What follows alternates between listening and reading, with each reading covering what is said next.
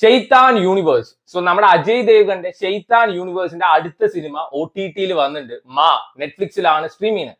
ഇന്നലെ ഒരു ലോഡ് പടങ്ങൾ OTT ഇറങ്ങിയിട്ടുണ്ട്. സ്റ്റിൽ എന്റെ പ്രയോറിറ്റി ആയിരുന്നു. കാരണം അതൊരു ഹൊറർ പടമാണ്. രണ്ട് ഷെയ്ത്താൻ യൂണിവേഴ്സിൽ വരുന്ന സിനിമ.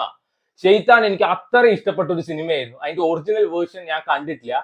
ക്വാളിറ്റി വൈസും പെർഫോമൻസ് വെച്ച് കിടിലനായിട്ടാണ് എനിക്ക് തോന്നിയിട്ടുണ്ടായിരുന്നത്. എന്നാ വന്നിട്ട് ഇത് എന്തോന്നടെ എടുത്ത് വെച്ചിരിക്കുന്നത്, അതാണ് ഇത് കണ്ടു കഴിഞ്ഞാൽ ചോദിക്കാൻ തോന്നുക.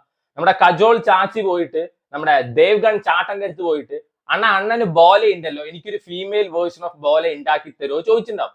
അണ്ണൻ പറഞ്ഞോ പിന്നെന്താ മോളെ നിനക്കില്ലാത്തതോ പറഞ്ഞിട്ട് ഉണ്ടാക്കി പടച്ചു വിട്ടതാണ് സോ ഇത് വന്നിട്ട് നമുക്കൊരു നാരീശക്തി വേർഷൻ 2.0 എന്നൊക്കെ വേണമെങ്കിൽ പറയാം.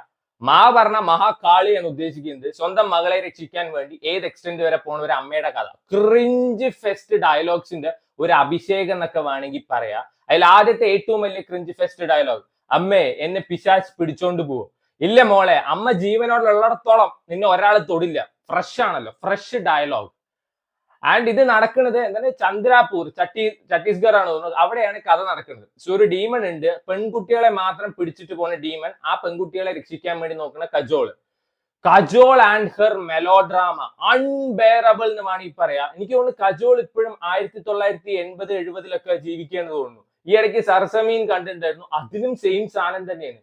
അമ്മേന്ന് വിളിക്കേണ്ട അവിടെ പോയിട്ട് അമ്മ ഇങ്ങനെ എന്തിനാ